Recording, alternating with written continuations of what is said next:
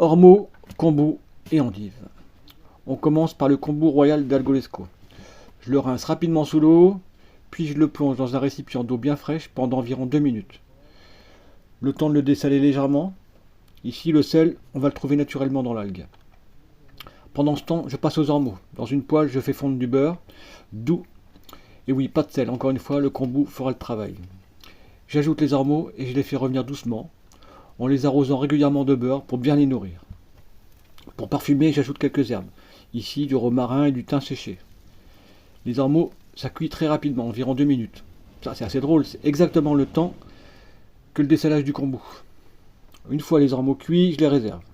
Et dans une autre poêle, je dépose le kombu avec un peu de son eau de dessalage, que je laisse réduire doucement.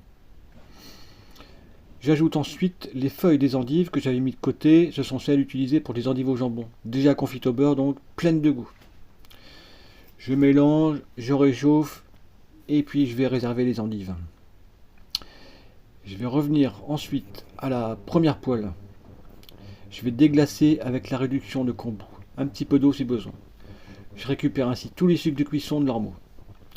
Et ensuite, on passe au dressage de la recette.